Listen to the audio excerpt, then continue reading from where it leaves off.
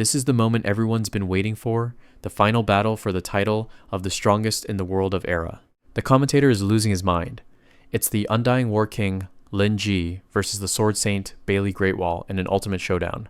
People are watching in disbelief, wondering if a normal player could really pull off these kinds of insane moves just by training hard. Meet Lin Ji. He's a berserker, and currently the #1 warrior in the game. His mechanics are perfect. Every strike hits a vital point like he's some kind of demon from hell. Bailey Greatwall is the top-ranked swordsman, but even he is being pushed to the brink. His defense is completely collapsing. The advantage is massive now. Bailey doesn't look like he has any strength left to fight. A system alert flashes. His HP is critically low. The champion of the road to the strongest is about to be decided. Lin Jie stands over him, casually resting his massive blade on his shoulder. It's basically over. He lets out a small smirk, telling his opponent that the win is his this time around. But Bailey isn't ready to accept defeat.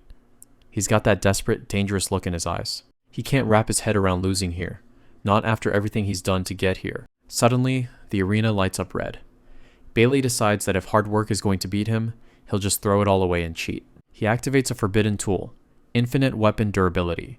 His shattered blade glows and repairs itself instantly. Then he drops 500,000 credits on another cheat, super speed.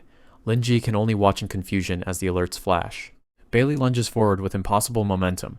Lin Jie realizes too late that he's facing a literal cheat device. The speed is unnatural. A blue trail of light slices through the air before the warrior can even blink. One hit sends Lin Ji sliding across the floor. He's completely outmatched by the paid hardware. Bailey mocks him, saying that effort alone is never enough to change a person's destiny.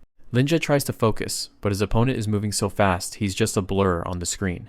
Bailey isn't done spending yet. Another 900,000 credits go toward a teleport cheat to end it. He finishes it with a one-hit kill skill that costs over 1 million. The blade goes right through Lin Ji's chest. It's over. A brutal system alert says his account is being permanently deleted and all his assets are being transferred to the winner. Lin Jie falls to his knees, staring at the man he once trusted. He asks why he was betrayed like this. He demands to know why Bailey would rather cheat his way to a win than just lose fairly. Bailey just gives him a cold, hollow apology. He strikes one last time, saying they should be brothers again in the next life as Lin Jie's avatar shatters. As the system reboots, the Undying War King realizes he's actually lost everything. He thinks back to his life outside the game. He started from the bottom with no money or power to his name. He truly believed that if he just fought hard and ruthlessly enough, he could change his entire reality. He clawed his way up to the top ranks using nothing but his own 2 hands. He was just one step away from that final throne, the very peak of the gaming world. He'd put his entire life on the line for this one match. And yet, it all vanished in an instant because of a bribe. He thinks if he could just do it all over again, he'd climb his way back up, no matter what it took. He refuses to accept that this is how his story ends. Suddenly, he wakes up with a scream, digital fragments still dancing in front of his eyes. He's lying on the floor of a messy room. He looks around in a daze. It's his old bedroom from 5 years ago. A girl walks in and catches him on the floor, joking that he looks like a corpse. It's Ixie, his sister. He stares at her, unable to believe his eyes. In his previous life, Shishi was in a coma for years, following a terrible traffic accident. She spent all that time in the ICU, hooked up to life support just to stay alive. But here she is, standing right in front of him. Lin Jie's mind is racing. In his head, he'd spent all the prize money from his career on her medical bills, but now she's standing right here. He grabs her shoulders, asking if she's really okay. In his memory, she should still be lying in a hospital bed. Zixi just kicks him in the stomach, shouting that he's fried his brain from staying up all night waiting for a game launch. He looks up from the floor, gasping for the date. He needs to know exactly when and where he is. She tells him it's June 22nd, the day of the ERA open beta. She thinks her brother has finally lost it. It hits him like a lightning bolt. This isn't a dream. He really was reborn 5 years into the past. He remembers the absolute despair he felt when he was betrayed by Bailey Greatwall. But somehow, the scales of fate tipped in his favor. His life and his game have both been reset. He's been given the ultimate chance to start his whole life over from scratch. This time, he isn't going to settle for anything less than the top. He's going to stand at the absolute peak of Era. Between his meager savings and a loan from some sketchy sharks, he has just enough to buy a game helmet and begin again. ERA, the virtual reality world that evolved alongside its players and sparked a massive global craze. In his past life, he was known as the Undying War God, a legend who climbed to the top with normal gear and pure skill. He was a hero to the free-to-play crowd, proving that brains and effort could beat any whale. He was only one step away from being the strongest, until his best friend Bailey Greatwall betrayed him for power. He stares at the memory of the enemy who kept him from the throne. When did it all go wrong? But dwelling on the past is useless. He'd rather focus on making the most of this second chance. He slides the helmet over his head, vowing to never let those regrets happen again. A system message flashes across his vision.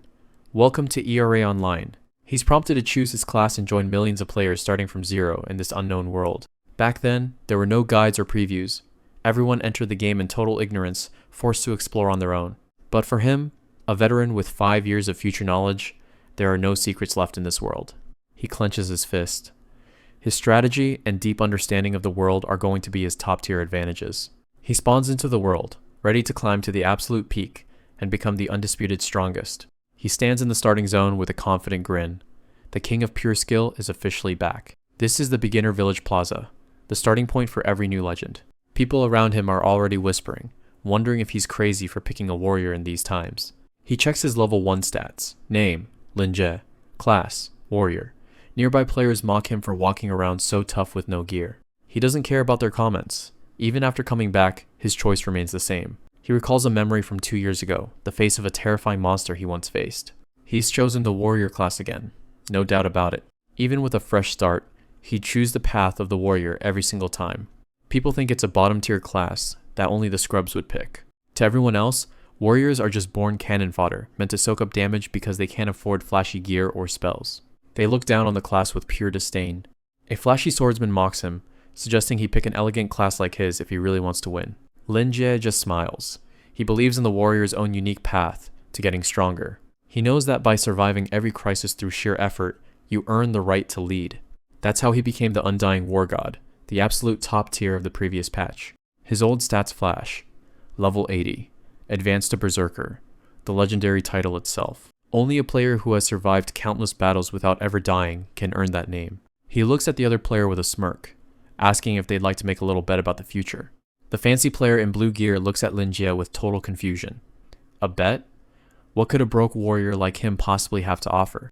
Lin Jie isn't even listening. He's already picturing himself back in his prime, tearing through enemies as the legend he used to be. He knows that the warrior's greatest strength is their massive health pool. They can tank hits from early bosses that would instantly kill any other class. It's the same path he walked in his past life, before he was betrayed and everything was taken from him. He's aiming for the Berserker subclass, the ultimate high-risk, high-reward path that converts health directly into raw killing power.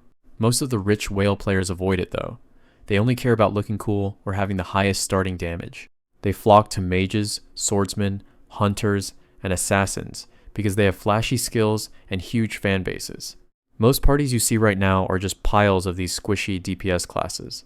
Lin Jie knows he has to keep his own stats high just to keep up with the chaos. But once they face the unbalanced monsters of the early game, those squishy players won't even be able to stand, let alone deal damage. Warriors, on the other hand, have the survival tools to stay in the fight. Combined with his knowledge of game mechanics, his weaknesses are non-existent. A system notification pops up. Quest, new arrival. 1. He needs to report to a man named Outright in Meltown within 5 minutes. He starts heading toward the town, ignoring the noise of the thousands of players around him. He finds his target, Newbie instructor Outright. The old man is just as fat and white-bearded as Lin Jie remembers him. Seeing the old guy again brings back a wave of nostalgia. He never thought he'd be standing here doing level 1 quests ever again. Suddenly, someone slams into his shoulder. A voice sneers. Hey, trash warrior, you just bumped into your lord and master. It's a level 2 paladin named Balai, decked out in silver plate armor. He's blocking the path, demanding a 1 copper coin protection fee to pass. Paladins are the go-to for rich players who want an easy start. They can heal, deal damage, and control the crowd without much effort. Lin Jie isn't impressed. He knows exactly how this guy reached level 2 so fast, it's a classic scam he saw on the forums in his past life. These whales just create a character and immediately drop real money on the Newbie X pack to get a head start over everyone else. They use that tiny level advantage to bully real newbies and extort protection fees from players who don't know any better. But Lin Jie knows the truth. These guys have zero understanding of how to play, and their gear is actually trash. They're nothing but paper tigers. The Newbie quest reward is a pouch of 10 copper coins. These bullies figure most people will pay 1 coin just to avoid trouble and still come out ahead. Lin Ji stares him down with a cold expression. Why should I give you even a single coin of my money? Balai loses his temper. Because I'm stronger than you. Just delete your character and start over, you idiot. He swings his sword at Lin Ji's head. To everyone's shock, Lin Ji doesn't even flinch. He reaches out and catches the blade with his bare hand. Balai grunts, trying to push the sword through, but he can't move his weapon an inch. He's completely frozen in place. A system alert pings. Grip boost. Lin Ji explains that it's just a basic starting talent for the warrior class. Balai laughs nervously, calling it a useless trash talent that only helps you hold a weapon tighter. He has no idea what's about to happen. Lin Ji just smirks at him. That's only true for an amateur like you, but for me, it's the strongest talent in the game. A dark, golden aura erupts around him as he tightens his grip on the blade. Balai is absolutely terrified. Disarm? With your bare hands? How is that even possible? Lin Ji explains that Grip Boost actually lets a skilled player block normal enemy attacks without needing a shield or a weapon. It scales with the strength stat. If his strength is higher than his opponent's, he can trigger a disarm effect on a counterattack. He looks at Balai with pure pity. This level 2 Paladin actually has lower strength than a fresh character because he wasted all his points. He's a total noob. What Balai doesn't know is that Grip Boost is the core requirement for one of the most broken warrior talents in the game's future. It eventually evolves into Titan's Grip, the god tier skill that lets a warrior wield a massive dragon-slaying greatsword with just one hand. Panicked and outmatched, Balai starts screaming for the village guards to come and save him. He thinks he's won. You're screwed. The guards will execute anyone who starts trouble in a safe zone. He points at Lin Ji and lies through his teeth. A pair of level 5 guards with spears march over to investigate. Lin Ji just waves his hand and casually admits that he's the one who hit him. Balai is gleeful, thinking justice is about to be served. See, he admitted it. Hurry up and punish him hard. Lin Ji calmly corrects him. He tells the guards that his action was strictly a defensive move to stop an unprovoked attack. Balai is baffled. A defensive move? What are you talking about? You grabbed my sword. He doesn't realize the system is about to side against him. Balai tries to use his real-world status to intimidate the NPCs. He screams about being a high-level VIP who has spent a fortune, thinking money rules everything. Lin Ji just watches with a cold smirk. He knows the game's mechanics better than anyone. The system doesn't care about your bank account. It only cares about who struck first in a safe zone. Without hesitation, the guard's spear slams into the ground right in front of Balai. The impact sends him flying, much to the horror of his watching lackeys. A system alert chimes in Lin Ji's ear. Because Balai was found to be the aggressor, the system forces him to pay 1 copper coin as compensation for the harassment. Lin Ji casually walks away as the coin appears in his inventory. He didn't just win the fight, he got paid for the inconvenience. He throws a mocking comment back at the fuming group, telling them he'll accept their apology for now. One of the bald lackeys can only growl in frustration. He stops and looks at the rest of them, his eyes sharp and challenging. He asks if they want to donate some of their copper coins too. Or, he suggests, with a dangerous glint in his eyes, they could just shut up and clear a path for him. The bullies are paralyzed by his sheer pressure. They're level 2, but they feel like they're facing a monster they can't possibly touch. Lin Ji leaves them behind, heading toward the quiet corner of the town, where the quest markers are thinnest. His quest log updates. Quest New Arrival 2. It's time to speak with Outright and claim the reward that everyone thinks is standard. He walks up to the fat old instructor sitting on a bench. Long time no see, Outright, he says, his voice filled with a strange familiarity. Outright looks up, blinking in confusion. He wonders how this young adventurer could possibly know his name when the game world has only just begun. Lin Ji takes a seat next to him, looking at the old man with genuine nostalgia. He jokes that they're practically old buddies, even though for Outright, they've never met. The reward window opens, offering the standard 3 choices: money, potions, or a basic sword. Outright formally asks him to pick his prize. Lin Ji weighs the options. Most players would jump at the 10 copper coins, knowing they can sell them for a massive profit on the black market right now. But Lin Ji has a different plan. He holds up 4 fingers and declares that he wants the hidden option 4. Outright is stunned, his jaw nearly hitting his chest. He thinks the young man has gone completely insane. There is no 4th option on his list. Then, Lin Ji begins to recite an ancient, cryptic poem about a spark before the dawn dying out twice. The old instructor's face goes pale as he starts to sweat. These are words that no player should know, a secret buried deep within the game's core. Lin Ji continues the recitation, speaking of dark moons and the rift of time. His voice calm and steady as he reveals the dawn of a new era. He looks Outright in the eye and tells him that he was the one who gave him this code in the first place, many years ago. A vision of the past flashes through Linja's mind, a memory of a hidden quest from his previous life where he once protected Outright's family from certain death. Overwhelmed with emotion, Outright realizes this is no ordinary adventurer. He feels a deep debt of gratitude, even if he can't fully understand how it happened. Years ago, Outright gave Linjae a secret phrase to use if he ever needed help in the future. He promised that even if the system wiped his memory, he'd always remember the man who saved his life. Back in the present, hearing that code has the old man completely floored, and a hidden quest notification pops up. Outright is so impressed that he offers a special reward menu, revealing a secret fourth option for returning veterans. Linjae reflects on his past life. He was so close to the top, only to be brought down by dirty, unfair tricks. He stares ahead with a cold, determined gaze, refusing to let history repeat itself. He activates the initial talent stone, a rare item that grants him a starting edge. The other players in the village are stunned. A selectable talent gem is something money can't even buy. He knows he has to start this life in the best possible way if he wants to reach the peak. For his second talent, Linjae selects Oath of the Sword. The elder NPC, Outright, explains that this talent was created by the legendary sword saint Carcimel. Linjae is completely sure of his choice, despite how others might view it. A group of nearby players mocks him, calling the sword meta trash and him a total noob. Outright tells him that the strongest weapon isn't the blade, but the person wielding it. The warrior thanks the elder and walks away with a confident smirk. He's already miles ahead of his previous life, having secured his second talent at the very start. He thinks about the pay-to-win players whose advantage disappears once the real grind begins. For someone with his level of skill, even a crude iron sword is enough to dominate. He looks at the different weapon types, axes, spears, and staves, but none of them fit his style. To him, the plain sword is the only weapon that truly demands absolute technique. He had a different plan at first, but he decided to skip the standard starter quest entirely. Linjae walked away empty-handed, knowing exactly what he was looking for elsewhere. Everything has changed drastically, and he's ready to exploit every bit of it. He knows that different choices now will lead to a completely different outcome in the end. He looks up at a massive projection of Bailey Greatwall, the man who betrayed him. He's determined to get much stronger before he ever runs into his former brother again. He wanders into a market area where players are hawking starter gear and weapons. A hooded bully is harassing a low-level vendor, mocking his crap merchandise. The bully kicks a pile of gear onto the ground, calling it absolute junk.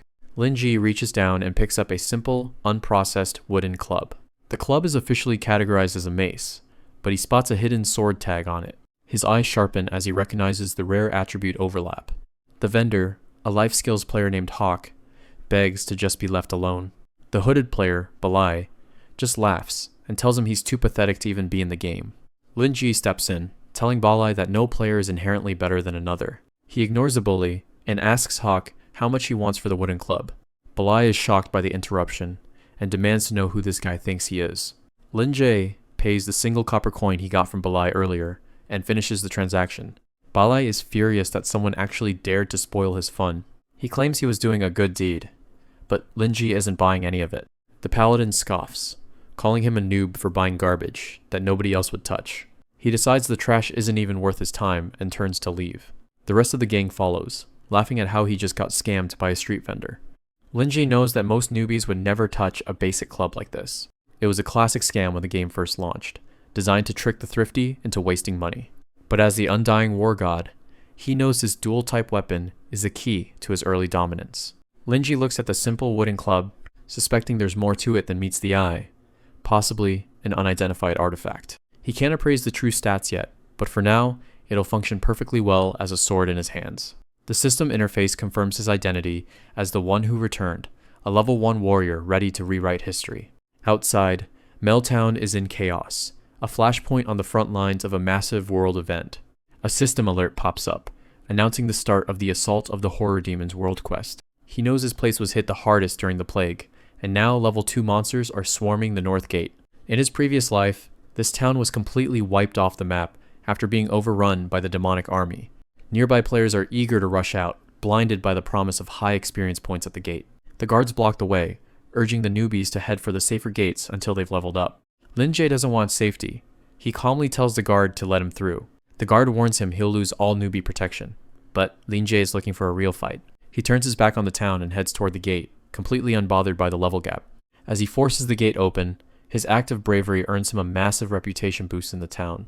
The game ERA hides a secret system that rewards players for pushing past their supposed limits. The guard captain, seeing his determination, stops him to offer a special side quest. A smug smile plays on his lips. This is exactly the outcome he was counting on. Captain Lance begs him to recover the bodies of his fallen men who are trapped in the enemy camp. Lin Jae knows this isn't just a simple fetch quest. It's a chance to change the entire future of the town. Lin Jae looks Lance in the eye and tells him he's not going for a funeral, he's going to bring them back alive. To clear the Chantergriffin instance with the best rewards, he actually needs to keep his level as low as possible. He's confident he can take down a god tier boss at level 1 using nothing but his knowledge of its patterns. Lance is stunned into silence, wondering how this complete stranger could possibly know his name. Lin Ji promises to personally save the men and rid the town of the Newbie killer boss once and for all. The captain thinks it's an impossible suicide mission and pleads with him to reconsider. Lin Jia just tells him to relax, he's the miracle this town has been waiting for. He steps out into the graveyard beyond the gates, where the air is thick with the scent of blood. The tension, the danger, it feels perfect, just like the old days of the Undying War God. ERA is a brutal game, designed by developers who seem to harbor a genuine malice toward their players. Further ahead, a large group of players is shouting orders, trying to maintain a solid formation. They're desperately calling for a tank who actually knows how to play the game, rather than just taking hits. For most ordinary players, grouping up and sticking to the optimal strategy is the only way to survive. A few guys recognize him and start pointing, laughing about the idiot who bought the scammed club. They mock him for still clinging to his junk weapon while trying to take on high-level content. Lin Jae just keeps walking, finding their petty insults and weak tactics incredibly boring. One of the party members asks if he's actually serious about solo grinding in a zone this dangerous. They laugh amongst themselves, convinced that a level 1 warrior with a wooden stick would only be dead weight. Lin Jae knows that while partying is safer, it drastically cuts into the experience and loot gains. If you're skilled enough to survive on your own, a party is nothing more than a negative value. He watches as a heavily armored player prepares for combat, noting his stiff movements. Lin Jae immediately analyzes the guy, realizing his scorching retribution talent is a massive handicap. The knight looks formidable at first glance, but his talent actually shreds his physical defense to paper. To Lin Jae, a Ghostfire knight who hides behind the front line is just a walking joke. A cowardly player leads a monstrous horror demon straight toward Lin Jae, hoping to let the beast do his dirty work. The system flashes a warning. The demon has locked onto him, its glowing red eyes fixed on its new target. The traitorous player laughs, certain that the level 2 monster is about to send Lin Ji back to town for a free respawn. Lin Jae watches them with a bored expression, immediately recognizing that they've kited the creature over just to kill him. He knows that killing a single level 2 won't even grant him enough experience to level up, but he doesn't flinch. The players standing by laugh, convinced that he's paralyzed by fear rather than just calmly calculating his next move. His eyes narrow as he focuses on the demon's movements, dissecting its predictable attack pattern in an instant. He can see the exact trajectory of the monster's massive blade before it even begins to swing. With a casual step, he performs a perfect dodge, the massive blade whistling past him without touching a hair on his head. He thinks to himself that a true warrior only finds their real strength when they're standing toe-to-toe with death.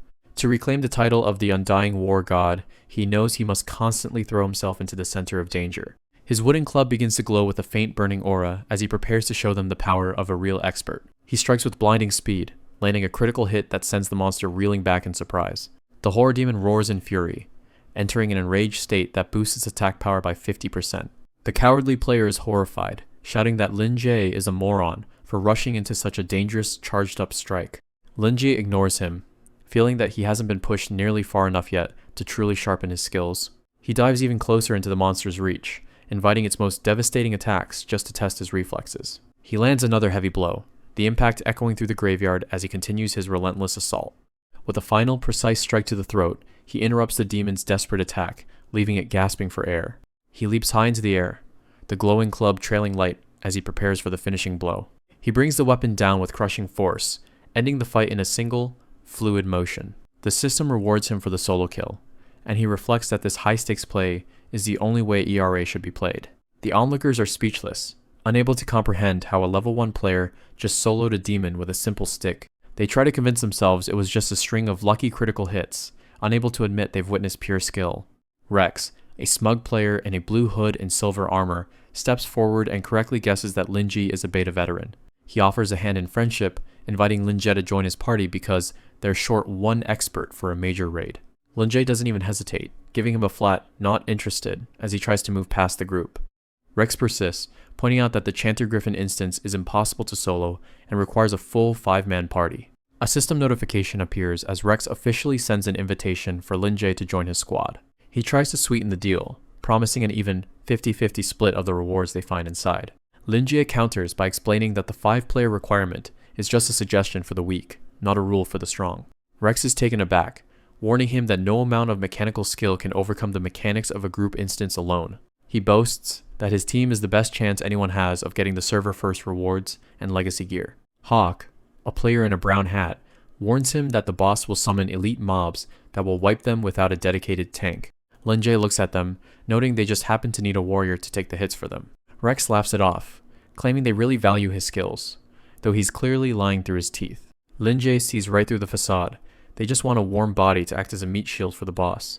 Rex smirks, waiting for his answer, and assuming the newbie will eventually cave to the pressure. To their surprise, Lin Jae accepts, knowing that their presence will actually serve his own hidden agenda. The system confirms that he has officially joined Rex's party, marking the start of a very dangerous alliance. He thinks about how the boss's difficulty and rewards scale up based on the number of people in the raid. By going in with a full party, he'll force the boss into its full power mode, guaranteeing a much better drop. Lin Jae walks alongside the party, his mind already on the rare rewards that will disappear forever once the hidden quest is finished. He knows that to reach the pinnacle of this world, securing these specific early game items is non-negotiable. Clenching his fists with iron resolve, he vows to seize this singular opportunity and claim every single drop for himself. Lin Jae stands at the entrance of the Chanter Griffin instance, where the ground is already littered with the bodies of fallen mobs. Rex calls him an idiot, telling him he should be saving his strength instead of wasting it before the dungeon even starts. One of the goons complains that the drop rates are so bad you can kill 100 monsters and only walk away with 2 copper coins. Lin Jae ignores them and pulls out a simple wooden club. The club starts glowing as a system notification pops up, searching for a host to link with. The lackeys tell him to stop looking, since monster weapons aren't lootable in this game. The armored guy laughs, saying if it were that easy to grab monster gear, the economy would be ruined on day 1. Lin Jae touches the club to a dead monster's blade, triggering the artifact's unique fusion ability. A branch of the world tree begins to wrap itself around the monster's weapon, absorbing its form. Lin Jae successfully obtains a horror demon's jagged sword, a weapon with a near-perfect crit rate. He remembers seeing this same artifact sell for a fortune at an auction 3 years ago in his past life. The crazy thing about this legacy artifact is that it can transform into any item it touches. It previously sold for 100 million, and he never expected to get his hands on it this early. In the early game, players are stuck with junk while monsters wield powerful gear, creating a massive performance gap. By using the branch to steal their weapons, he can upgrade his equipment for free. Lin Jae checks his stats, seeing a significant boost to his attack power at level 1. He walks toward a town under siege, where a massive explosion rocks the buildings.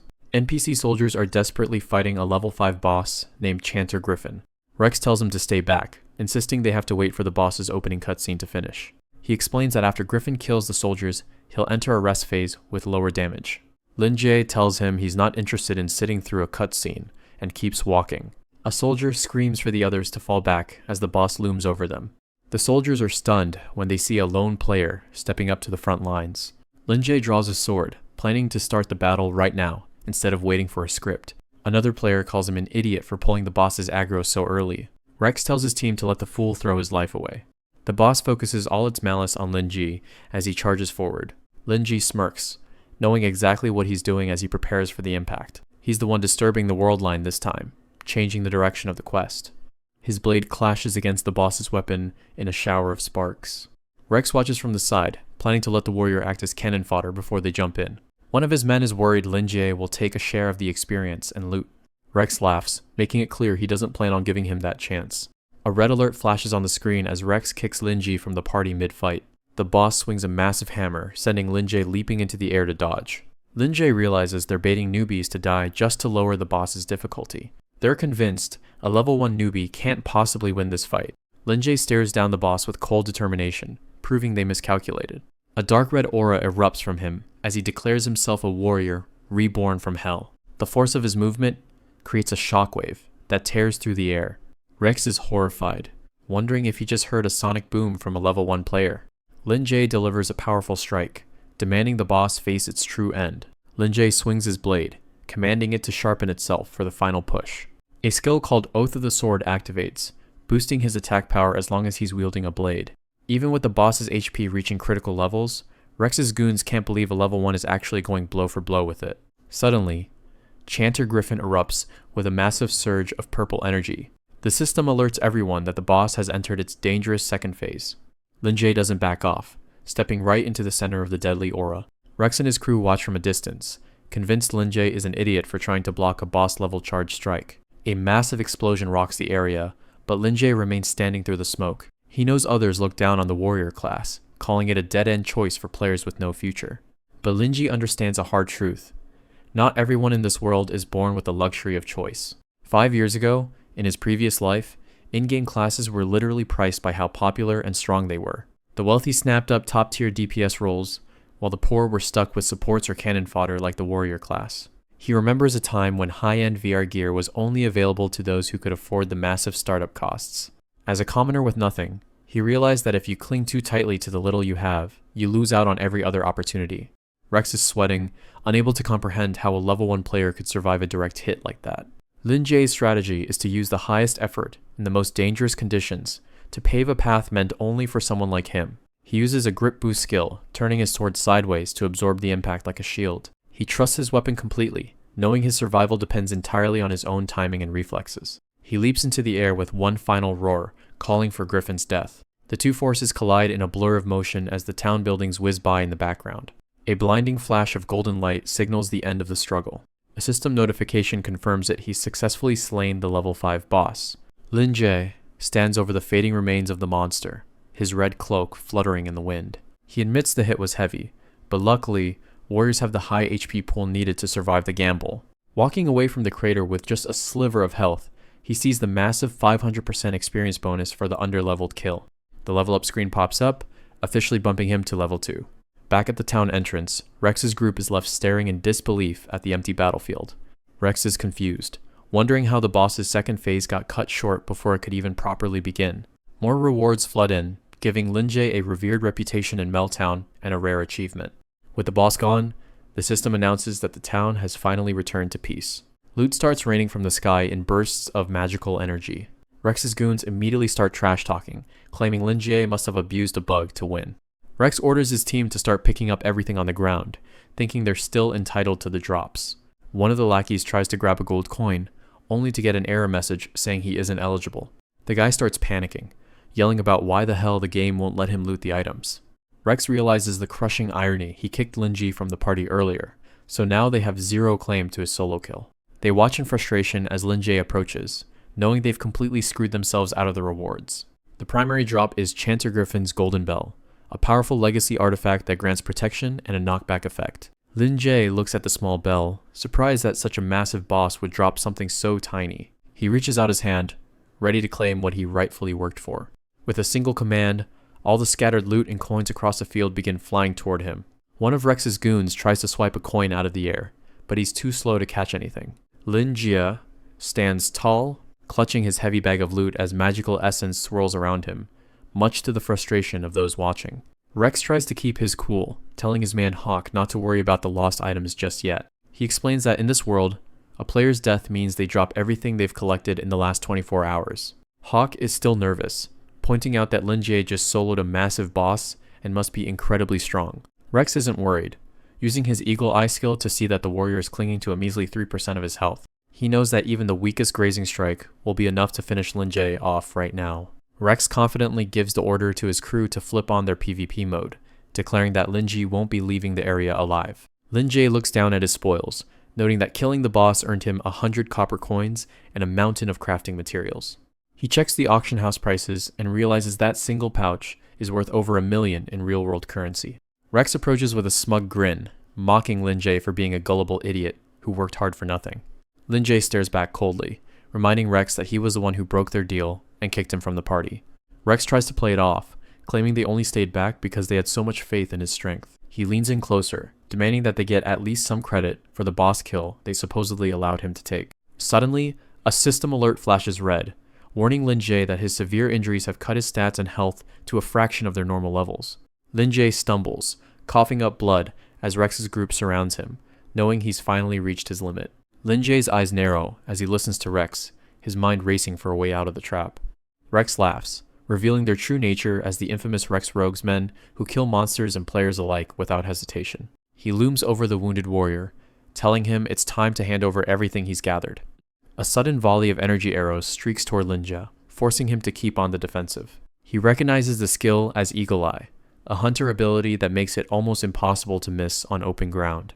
Linja barely moves, letting the arrow graze his cloak as he realizes Rex is trying to humiliate him before the kill. He asks Rex what exactly he's getting at, his voice steady despite the dire situation. Rex explains his cruel demand. Linja must hand over the loot, his gear, and even his basic clothes while begging for mercy. He wants Linja to walk away from Sinner's Hill completely naked and humiliated in front of everyone. Rex's face is a mask of pure arrogance as he waits for the warrior to crumble under the pressure. He calls Linji a bottom-of-the-barrel loser who thinks a lucky hit on a boss somehow makes him special. Linji simply smirks, his expression shifting from pain to a cold, calculated amusement. He gives a blunt refusal, raising his sword with more strength than Rex thought he had left. Linja tells them they're nothing more than pebbles on his path, too insignificant to even remember. Rex's crew looks on with a mix of confusion and mounting anger as the warrior dismisses them so easily. Linja wipes a smear of blood from his lip, daring Rex to make a move if he actually has the guts to finish what he started. One of Rex's goons goes for the kill, but Linji has already popped Eagle Eye, tracking every twitch of his muscles. He pulls out the Golden Bell, a legacy artifact that starts humming with a dangerous amount of energy. The strike connects, but it hits a wall of pure force radiating from the bell. A massive blast rocks the alley, kicking up a cloud of dust that swallows the entire scene. The lackeys are left scrambling, realizing they're up against a genuine legacy artifact that dropped from a griffin. Even Hawk is stunned, wondering if that golden relic just made Linja completely invincible. Standing in the middle of the smoke, Linja clarifies it's not invincibility, it just bought him the 1 second he needed to breathe. The mage isn't impressed, thinking a single second won't change the fact that they've got him cornered. But for a pro like Linja, 1 second is plenty of time to level up a skill and prepare to wreck all three of them. A system prompt flashes he's got a free skill point ready to spend on a new warrior exclusive skill. He dumps the point into Last Gasp, a skill that triggers when a warrior is pushed into a desperate corner. His health bar surges past the limit, completely resetting the board and leaving him in peak condition. The archer can't believe his eyes. He just watched Linjia's HP bar refill like it was nothing. Linjie flashes a cold grin, asking if they're ready to see what true power from the depths of hell looks like. The mage tries to play it cool, reminding the others that Linjie is still unarmed and wide open. He doesn't need a sword. Linjie lunges forward with speed that these guys can't even process. The archer is frozen in place, eyes wide as he realizes he can't dodge what's coming. Linjie's fist connects with a bone-shattering thud, sending the archer's head snapping back. The impact is so heavy, it practically creates a shockwave, blowing the goon away instantly. The mage and Hawk can only watch in horror as their teammate gets dismantled in the blink of an eye. Just like that, the archer is out for the count, one punched into the dirt without a weapon in sight. With his sword gone, Linjie's unarmed combat enhancement kicks in, turning his hands into deadly weapons. Desperate to stop him, the mage screams for an ice burst to lock the monster down. A pillar of ice erupts, encasing Linjie and leaving him completely unable to move. Hawk sees his opening and swings his massive sword down, intent on ending this right now. It doesn't work. Linjie's raw strength shatters the ice prison like it was made of glass. He winds up another punch, his fist glowing with a terrifying amount of power.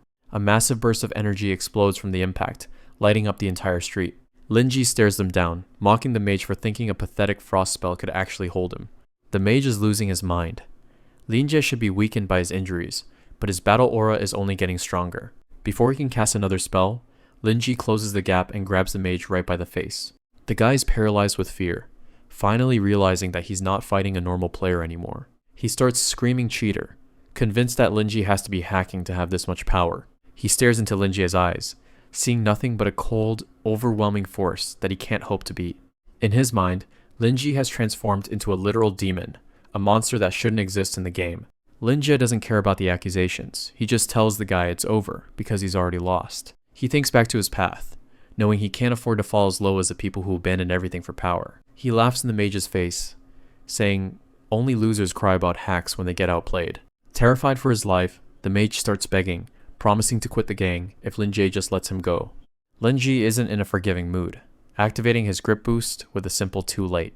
He slams the mage into the cobblestones with enough force to shatter the ground beneath them. With the thugs cleared out, Linjie stands alone, the undisputed king of this back alley. Rex thinks he's got the upper hand now, mocking Lin Jie for losing his final tactical advantage in this fight. He's smug, claiming he knows exactly how Lin Jie manipulated his class traits to pull off that earlier stunt. He explains that warriors only get a massive power surge when they're actually surrounded by multiple enemies.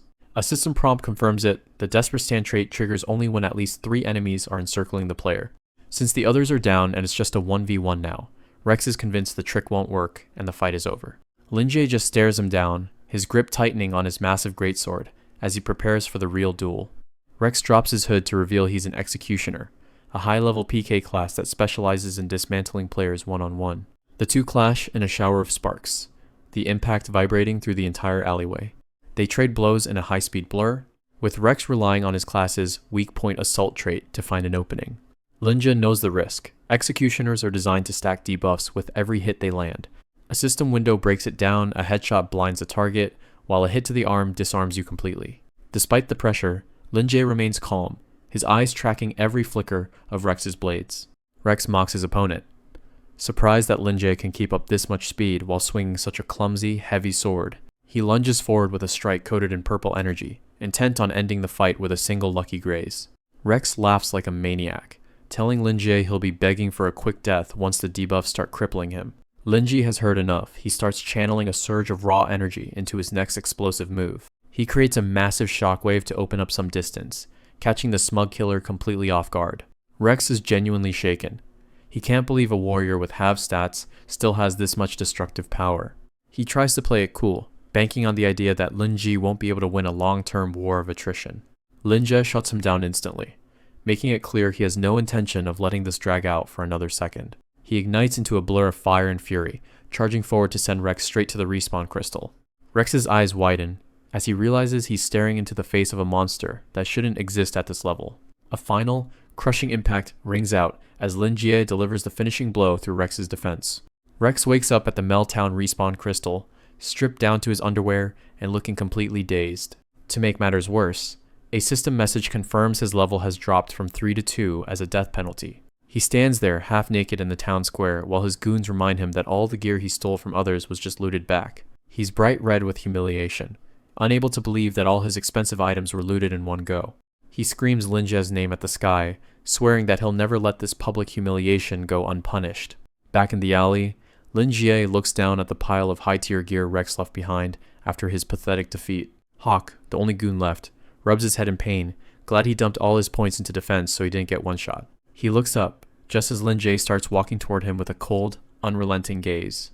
Terrified, Hawk stammers out a warning for Lin Jie to stay back, his own sword shaking in his hands. Lin Jie isn't looking for another kill. He just tells Hawk to do him a favor and take Rex's clothes back to him. Hawk is paralyzed with fear, feeling the sheer weight of the gap between their power levels. Behind Lin Jie, a demonic shadow looms as he promises to keep hunting them until their levels hit 0. Knowing he's completely outmatched, Hawk quickly agrees, desperate to avoid the same fate as his boss. He's left shivering on the ground, the pure pressure of Lin Jie's presence nearly breaking his spirit. Lin Jie walks away without looking back, leaving the broken lackey kneeling in the dust. To Hawk, it didn't feel like a fight, it felt like he was staring death itself in the face. Lin Jie stands bathed in a hellish aura, looking every bit like the legendary war god he used to be. System messages flood his screen. He's earned a massive reputation boost and legendary status in Meltown. He reflects on the backstab that started this, but with his reputation maxed out, he's ready to head home and rest. As Lin Jie approaches the gates of Meltown, he's greeted by an unexpected sight the city guards have lined up to welcome him back. He stops in his tracks, completely baffled by why the town's NPCs are suddenly treating him like royalty. The guards drop into a deep bow, offering their highest salute to the honored Blade of Dawn as the system notification confirms he's earned a new legacy title. The nearby players are losing their minds, unable to believe that high-level NPCs are actually bowing to a mere player. Some speculate it's a paid VIP perk, while others argue that no one would waste that much money on a supposedly weak warrior class. Lin Jie is stunned. He recognizes the name Blade of Dawn from rumors he heard during a dungeon crawl in his previous life. His mind drifts back to the game's lore, to a time 3 years ago when the world was trapped in the era of eternal night. It was a dark age where monsters ruled the land and the last embers of civilization were nearly extinguished. But then, a legendary human warrior emerged, wielding a simple greatsword that somehow summoned the first light of dawn to pierce the darkness. This hero led the combined forces of every race into a final, desperate battle to reclaim the world from the shadows. Standing on the edge of a cliff as the sun finally rose, the nameless hero was bestowed the title Blade of Dawn for his courage against the night. Lin Jae recalls that this is one of the 8 legacy titles the developers hyped up before launch, each tied to a specific heroic epic. They were rumored to be more than just flavor text, potentially offering hidden achievements or incredible rewards, though no one had ever actually found one. A smirk plays on his lips as he realizes he just unlocked one of the game's greatest secrets, right here in this tiny starter town. With the guards hailing his return as a legend, Lin Jae decides to lean into his new status. It's a much more pleasant surprise than he expected. A town guard approaches Lin Jae, telling him his heroics have moved everyone in Melttown to tears. He explains that Mayor Green is so impressed, he wants to host a formal banquet in his honor. A system notification pops up, prompting him to head over to the town hall to claim his reward. The guard offers a personal escort, but Lin Jae isn't exactly jumping at the chance for a parade. He turns it down, preferring to keep a low profile rather than attract a crowd of jealous players. Watching from the shadows, Rex scoffs at the whole display while clutching a dagger. He's already planning to jump Lin Jae the second he finds a dark enough alleyway. One of his buddies looks a bit shaky, suggesting maybe they should just leave the guy alone. Rex isn't hearing it, figuring a bad reputation is better than none at all if it makes them look like big shots. Another goon asks what the actual plan is to take him down. Rex pulls out his blade, boasting that he's got more clout in this town than anyone else. Before he can make a move, a guard barks at them, reminding everyone that drawing weapons in town is strictly banned. Rex tries to play it cool, acting like they're just talking business with some old friends. The guard isn't buying it for a second, warning the group that they're being watched. Rex backs off for now, but the look on his face says he's far from finished with Lin Jae. Meanwhile, Lin Jae arrives at the town hall to meet with the man in charge. He steps into a grand office, where Mayor Green is already waiting for him. The mayor greets him with a massive grin, clearly thrilled to see the town's savior. He grabs Lin Jae's hand, thanking him for finally putting an end to the nightmare that's haunted them for years. Lin Jae tries to be humble about it, but the mayor is already talking about putting him in the history books. It's a huge change from Lin Jae's past life, where he remembered the mayor as a miserable, joyless NPC. Seeing him so lively and healthy now is just more proof that the timeline is already shifting. The mayor leads him to the window, ready to announce a grand proposal to the entire city. He wants to commission a solid gold statue of Lin Jae to stand in the central plaza forever. He figures everyone who visits should know the legend of the Blade of Dawn. Lin Jae isn't interested in a fancy hunk of metal, calling it an empty honor that doesn't help anyone. Instead, he decides to throw out a counter-proposal of his own. The mayor is stunned, but listens, offering gold or titles instead, if that's what he wants. Lin Jae points out that since the threat is gone, the town's massive war fund should go towards something practical. He suggests slashing transaction taxes across the board to help new players grow and make the town thrive. His second request is to beef up security patrols to make sure a threat like that never comes back. The mayor is genuinely moved, having never met an adventurer who cared more about others than their own fame. He agrees on the spot, promising to issue the order immediately. Suddenly, a massive system-wide notification flashes across the sky. It announces that transaction taxes in Melttown have been permanently cut by 50%. The players in the streets go wild, praising their mysterious benefactor for saving them a fortune. Back inside, the mayor is practically in tears from the sheer respect he has for Lin Jae's character. As a personal thank you, he pulls out a special brass key. It's the deed to a vacant 2-story house on the outskirts, with a view of the windmill fields. He officially invites Lin Jae to settle down and call Melttown his home. A system alert confirms that he's now the owner of the Windmill Overlook residence. Lin Jae is floored owning property this early in the game is almost unheard of for an independent player. In the world of ERA, everything is managed by a self-evolving AI core that makes the experience as real as another life. Unlike other pay-to-win games, you can't just swipe your card to buy out an entire city's worth of property. Every single inch of land has an official owner, usually a major system, city, or a powerful faction. Some areas are occupied by native tribes, who aren't exactly keen on sharing their space with outsiders. Other regions are the literal nests of monsters, so powerful that no human would dare try to evict them. Most players are stuck just renting tiny stalls or workshops, only getting temporary rights to use the land. Even big guilds have to fight tooth and nail for limited territory, and they can lose it all if they fail to defend it. So, having a private house this early in the game isn't just a flex, it's a massive strategic advantage. Lin Jae realizes that having a secure base for stockpiling and research is basically priceless. Mayor Green tells him that having a hero like him living in the town is way better than any gold statue. As a bonus, Lin Jae gets remote auction house access and a permanent 15% discount on everything. The mayor wishes him well, hoping the light of dawn keeps watching over him as he heads back out. Walking through the busy streets, Linja decides it's the perfect time to use his new discount and restock his supplies. He's so lost in thought that he doesn't notice a hooded figure brushing past him until it's too late. A system alert pops up, someone just successfully pickpocketed him. He realizes he's down 100 copper coins, and the thief is already halfway down the block. The thief laughs, thinking they've made a clean getaway with an easy score. Linjae lunges forward, demanding his money back as he tries to grab the runner. The thief slips through his fingers, disappearing into the crowd with practiced ease. Lin Ji is annoyed, thinking he definitely should have asked the mayor to spend more on town security. He chases the thief into a narrow, dark alleyway, determined not to let them get away with it. He corners the hooded figure at a dead end, telling them they've got nowhere left to run. The thief pulls back her hood, revealing herself as Shalene, a level 6 rogue elite from the dark alley. She smirks, telling him that cornering people is usually her job, as more thugs emerge from the shadows. Lin Jae isn't fazed, immediately identifying her as the one who runs the local underground market. Shalene is impressed that he knows her name, asking if he was some kind of closed beta player. Lin Jae just stares her down, remembering how many times he got mugged by NPCs like her in his past life. He's heard this whole script before and knows exactly what comes next. Shalene draws a massive blade. Keeping it simple, someone paid for his head, and she's here to collect. Lin Jae starts going through his mental list of enemies, wondering if it was Balai or Rex who hired her. He asks which one of them it was, but Shalene just gives him a cryptic look. She tells him he should already know the answer, calling him by his title, the Blade of Dawn. Lin Ji scoffs, knowing the guy who hired her is too much of a coward to face him in person anymore. Shalene shrugs it off, saying she's just an NPC doing a job and doesn't care about player grudges. She gives the order to her men to finish him off as they all lunge forward at once.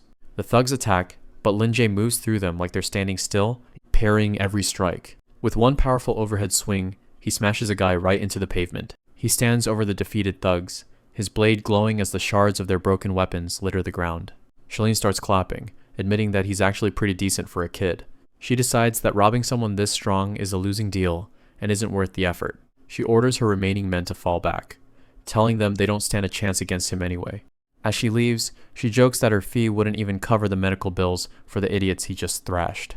Shalene tells Lin Jae she'll report back to Rex that the job was a bust, because he's just too much of a handful. She bids the little Blade of Dawn farewell, even offering him a drink if he ever finds himself in her neck of the woods. But Lin Jae isn't about to let her walk away that easily, calling out for her to stop right there. Shalene turns back, surprised that being spared isn't enough to satisfy him. Lin Jae isn't looking for a favor. He just wants the coin she stole from him returned immediately. Shalene laughs in his face, finding it hilarious that he'd try to haggle with a top-tier rogue after she already decided to let him live. She tells him flat out that the money is her fee for not killing him where he stands. Lin Jae's eyes narrow as he reminds her that he worked hard for that money and has no intention of gifting it to a thief. He erupts with power, challenging her to actually earn the loot if she thinks she's entitled to keep it. Seeing his resolve, Shalene decides to take the bait, declaring that both his bounty and his pouch are now officially hers. They charge at each other in the narrow alley, their forms blurring as the real fight begins. Their blades clash with an explosive force that sends shockwaves echoing through the stone walls. From above, it looks like a dance of steel and shadows as neither side gives an inch of ground. Shalene mocks him mid-swing, warning him that at this rate, his weapon's durability is going to tank. Lin Jae realizes something is very different about this version of Shalene compared to the one he knew in his previous life. She continues to tease him, even offering to loan him money for repairs because she thinks he's a good-looking guy. Lin Jae is left wondering why a simple black market NPC is acting so incredibly dramatic all of a sudden. Lin Jae stands his ground in a narrow alley, facing down a group of thugs. Even without his weapons, he's ready for a fight. He clenches his fist, making it clear he isn't going to let this go. A woman with long purple hair and a heavy blade rested on her shoulder, mocking his choice to fight barehanded. She tells him she's in a decent mood today, so she'll play along and stick to hand-to-hand combat. With a sharp grin, she tells her boys to give him a taste of their special welcome party. In the background, her lackeys cheer, certain their boss is about to crush him. From above, the alley tension snaps as Shalene lunges forward, leaving her sword behind. She closes the distance in a blur, trailing purple energy as she dives toward Lin Ji. Lin Jae sidesteps the strike effortlessly, noting how slow her movement feels. Shalene doesn't slow down, calling him pretty boy as she tries to corner him. Lin Ji parries her follow-up strike, the force of the impact creating a bright flash. He realizes she's actually quite strong, far beyond a typical street thug. Lin Jae counterattacks, moving with a speed that catches her off guard. They trade a rapid series of punches, each blow sending shockwaves through the air. She narrowly dodges a kick to the head, impressed by his reflexes. Shalene continues her assault, trying to find a gap in his defense. Lin Jae sees an opening, but has to pivot as she shifts her momentum. A massive explosion of energy erupts between them, throwing both fighters back. Lin Jae stands tall among the dust, yellow electricity crackling around his hands. Shalene brushes herself off with a smirk, admitting she can't drop him quickly without her blade. Lin Jae warns her that if they keep this up, she'll end up losing more money than she's making here. Instead of getting angry, she just laughs, finding his bluntness hilarious. She decides she's lost the mood to fight, and pulls out a glowing pouch. Catching the pouch, she says wasting time over small change isn't worth it when she could be making real money. She calls for her crew to leave, telling Lin Jae they'll meet again. Lin Jae watches her walk away, thinking she's a very strange woman. He catches the pouch she threw his way, noticing it feels a lot heavier than before. He opens the bag, and is nearly blinded by a surge of blue light. Inside sits a glowing eyeball, making him wonder what the hell he's just been given. A system message reveals it's a welcome gift from Shalene of the Dark Alley. Lin Jae stares at the creepy artifact, questioning what kind of cooperation she's looking for. He touches the eyeball to inspect it. The moment his finger makes contact, the eye releases a blinding flash that engulfs him. He drops to his knees, clutching his face in agony as the artifact begins to merge with him. A system notification pops up. He's just obtained a legacy artifact called the Eye of True Sight. He sits back against the wall to recover, surprised to have found an item he'd never even heard of in his first life. Looking out at Meltown, Lin Jae realizes this version of the game world is already turning out to be more interesting. He makes his way into the busy town center, weaving through the crowds of NPCs and players. He scans the market stalls, hoping to find more hidden treasures. He stops at a stall where a merchant is shouting about blackstone ore being a copper a heap.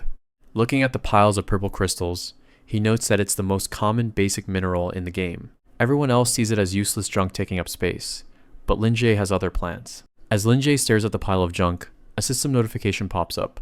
His Eye of True Sight has automatically activated.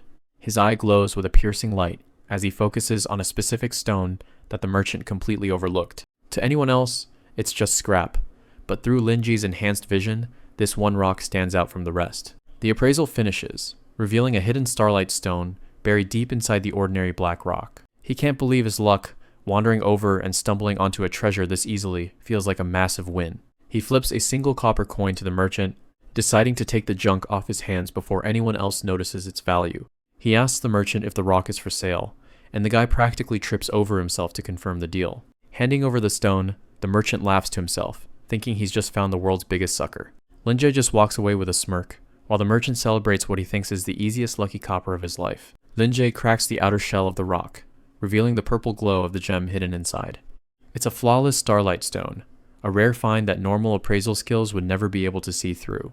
If he were to sell this to an NPC right now, he'd get over 100 copper, but he has much bigger plans for it. He knows that the real value of the stone lies in its use as a rare alchemy reagent when ground down into powder. In the world of ERA, players have total freedom to focus on life skills like tailoring or blacksmithing.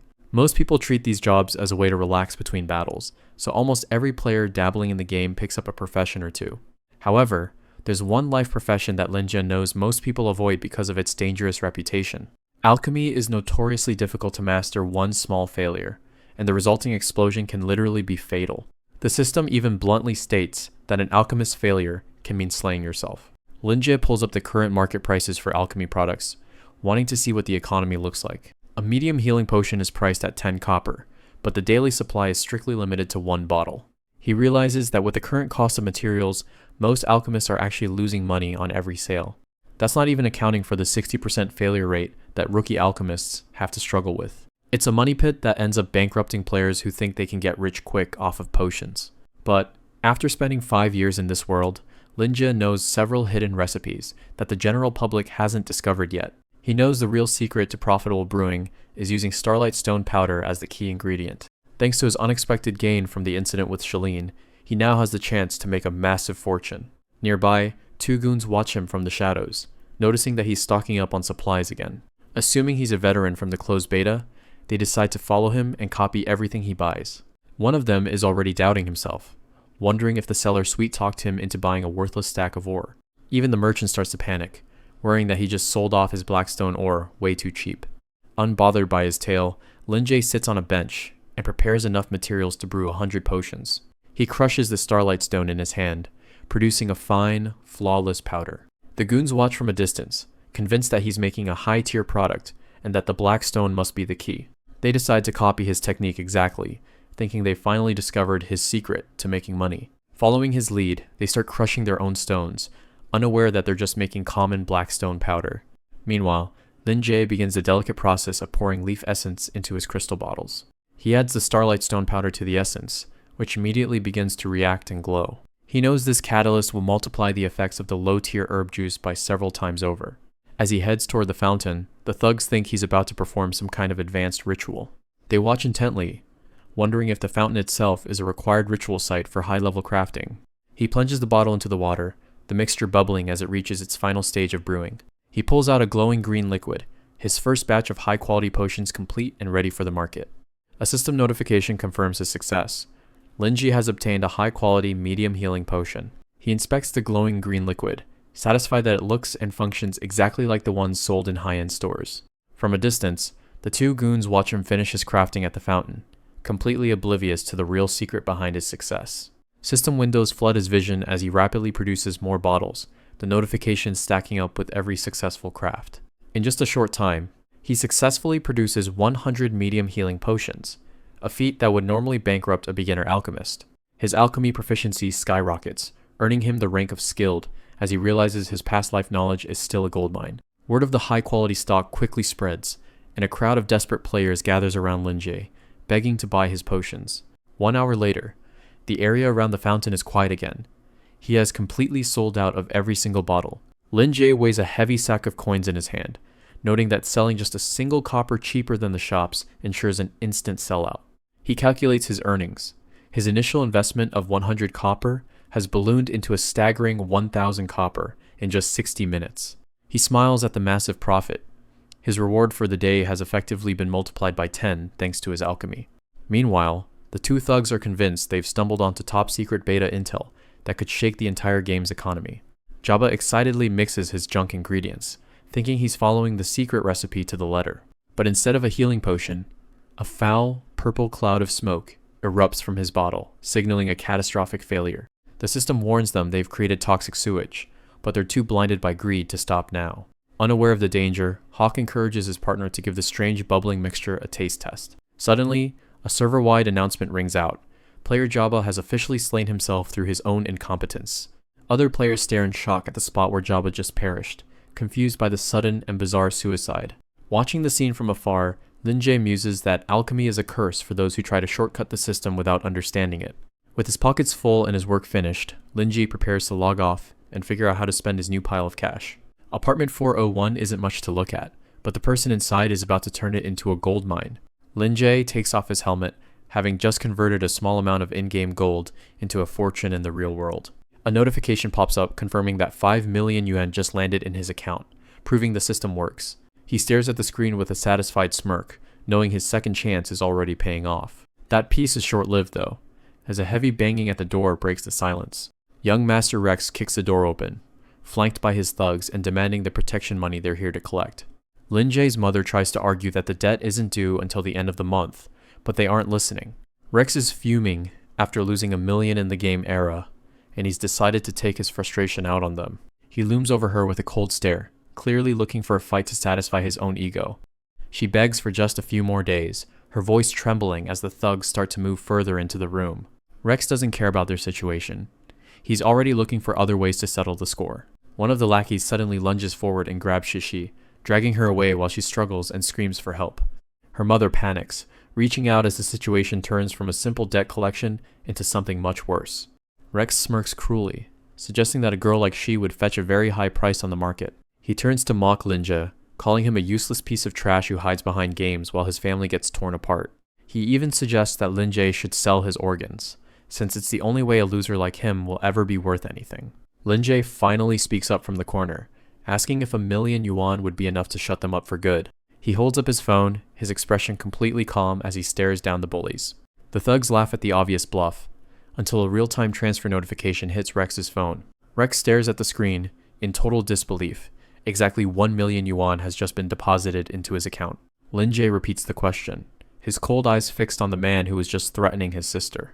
His family is in shock, unable to figure out how he could have gotten that much cash in an instant. The lackeys crowd around Rex's phone, counting every zero to make sure they aren't seeing things.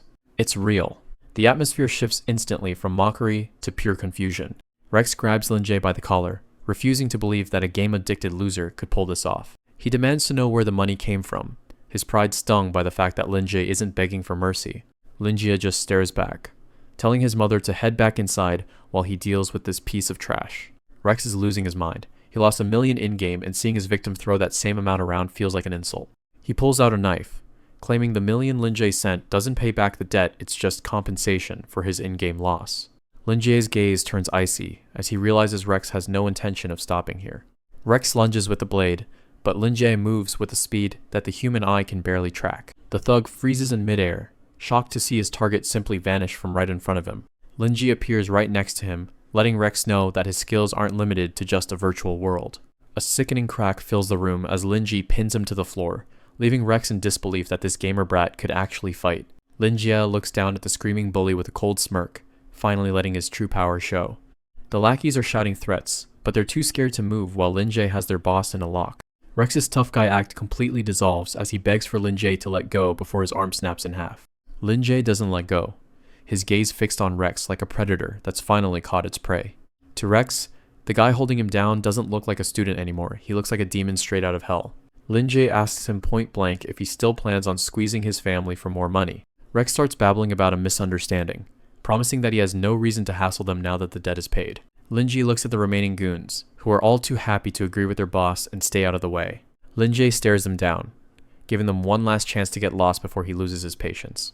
They don't need a second invitation, practically tripping over themselves as they bolt down the hallway. He watches them disappear around the corner, finally getting a moment of peace. Shishi doesn't let them go quietly, shouting threats at their retreating backs and promising her brother will finish the job if they ever show their faces again. The thugs are way ahead of her, waving and swearing they'll never bother this family ever again. Once the coast is clear, she turns that fiery energy right toward Lin Jie, demanding to know exactly what just happened. He tries to play it cool, asking what she wants him to explain, but he isn't fooling anyone. She wants the truth. How did her ordinary brother suddenly become a millionaire who can take down thugs with one hand? Lin Jie breaks into a cold sweat, realizing he needs to come up with a story that satisfies her without revealing the whole rebirth thing. Seeing her healthy and vibrant makes him realize just how lucky he is to have a second chance at this life. In his previous timeline, things were a nightmare. His father had passed away, and Zisi's illness had buried the family in debt. Back then, the weight of the world was on his shoulders, and he spent every waking hour trying to find a way to save them. But no one wanted to hire a kid with no experience, leaving him with nothing but rejection letters and empty promises. He was at the absolute bottom, walking the streets with a handful of useless resumes and no hope in sight. That's when he saw a mascot promoting a new game called ERA, claiming it was a world where anyone could make it big. He stared at the flyer, reading about a virtual world where fortunes were waiting to be discovered by those willing to work for them. It was a gamble, but if he could make real money just by playing a game, he had to try. He dove in as a level 3 warrior, starting from zero in a world that didn't care if he lived or died. A party captain eventually noticed him, offering him a spot in a coin farming group that needed more warm bodies. The deal was simple: 2 copper coins per run, provided he didn't mind being the first one into the fray. Lin Jie didn't hesitate. He was desperate enough to take any deal that put food on the table. It wasn't an easy job, and every single quest felt like he was dancing on the edge of a blade. After one particularly brutal fight, the captain commented on how hard it was to actually kill him off. He always managed to be the last one standing, surviving situations that should have wiped out the entire group. He was constantly covered in blood and bandages, but as long as he made it back, he was getting paid. The captain even started throwing him extra copper coins, impressed by the grit this newbie was showing. Before long, the group started relying on him to lead the charge, begging him to stick around for future runs. As the months went by, the desperate kid looking for a paycheck started to vanish, replaced by a battle-hardened warrior. By the time he hit level 18, his movements had become fluid and precise, forged in the fires of constant survival. He became the guy who could solo bosses even after his entire team had been wiped out, earning a reputation for being unstoppable. That was when his goals began to shift. He didn't just want to survive anymore, he wanted to become the strongest player the world had ever seen. On the road to the top, money was the only way Lin Jie could protect the people who mattered. To do that, He had to become the absolute strongest. Later on, he met a fellow player who shared that same drive, Bailey Greatwall. They made a promise. They'd each become the best in their own class. One day, they'd settle it once and for all to see who was truly superior. The warrior clawed his way up from the bottom, becoming a legendary berserker. Everything seemed fine until a peak battle agent showed up with an ultimatum. He was told he had to throw the upcoming match. Lin Jie refused to let go of his dream of standing at the very peak. Winning meant a massive prize pool that could finally cure his sister. He demanded to know why he was expected to lose. The agent didn't care about fairness. In a game controlled by money, he was just an obstacle. They'd already invested in his opponent, Bailey Greatwall. The fighter wouldn't back down, knowing his rival would never want a fake win. He was determined to bet everything and win through pure strength. He believed that as long as he stayed on this path, it had to be the right one. But the suit warned him that even if he refused, the sponsors would find a way to make him lose. For a guy like Bailey, failure didn't mean much because of his powerful family. But for someone at the bottom, one fall meant eternal ruin. That's when Lin Jie got a call from his mother. That changed everything. The news was devastating. The hospital machines had malfunctioned, and Shishi was in critical condition.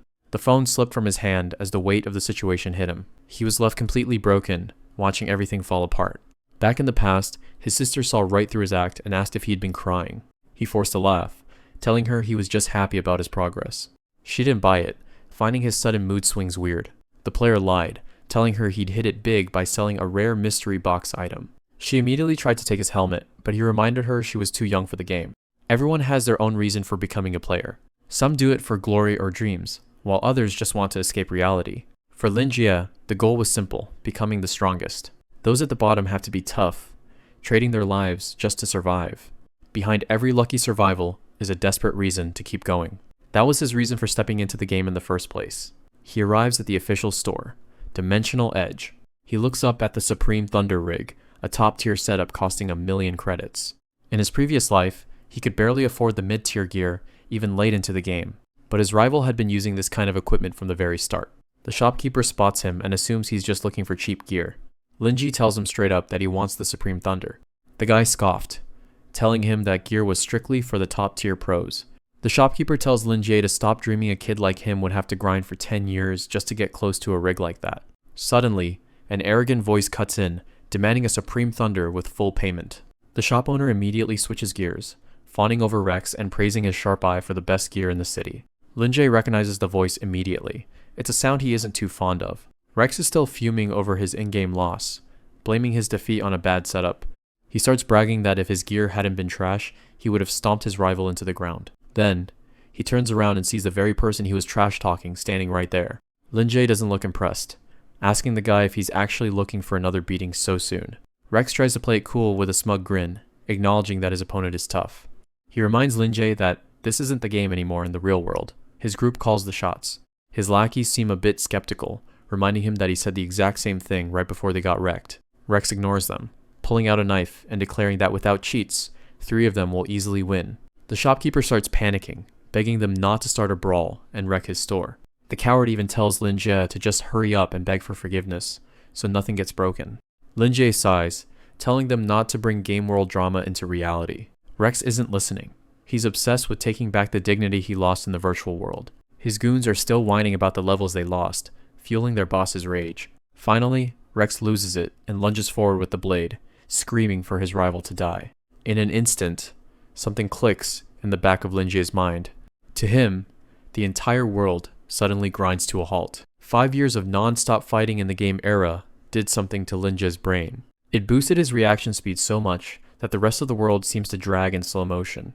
And as Rex lunges with a knife, Lin Jie realizes that those sharp instincts carried over into the real world. Rex is losing it. He's totally convinced Lin Jie is somehow using cheats outside the game. Lin Jie doesn't say a word. He just waits for the perfect opening to end this. A single, precise strike lands, shutting Rex down instantly. Rex hits the deck, crying and drooling. He's completely broken. Lin Jie stands over him, reminding him that you can't cheat your way through real life. He looks at the 2 lackeys and tells them to just jump in and get it over with. The lackeys aren't about to get wrecked too. They ditch their boss and bolt. Lin Jie turns to the shopkeeper and drops his card for the Supreme Thunder Rig. The guy's in shock. He can't believe a kid like this actually has 1 million credits in the bank. Purchase complete. Lin walks out with his massive new gearbox. He passes Hawk, who's been waiting by the door. Hawk looks different now, dead serious and completely focused. Lin asks him why he didn't follow his buddies and run away. Hawk hesitates, the words clearly stuck in his throat. Finally, he just shouts his truth. He's desperate to get stronger.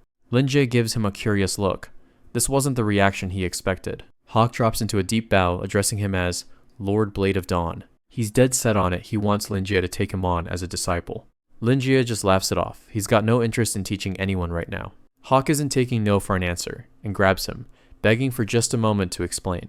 He tells Lin that watching him fight was like seeing a god come back from the dead. Hawk admits he's a fraud. He chose a flashy talent because he was too scared to actually fight on the front lines. All those bright effects were just a mask for his own cowardice. He's tired of being a failure who runs away from responsibility. He pleads again, wanting to become someone as powerful as the man standing in front of him. Lin stays firm. He really doesn't have any plans to take on a student, but he does offer a hand to help Hawk up, saying maybe someday. That tiny bit of hope is enough to light up Hawk's face. Lin tells him that the second you face your own weakness, you've already started getting stronger. With Era about to drop a major update, Lin promises to keep an eye on his progress. Hawk lets out a cheer, vowing to prove he's worthy of that chance. As he heads home, Lin realizes his choices are already pushing this new life in a completely different direction.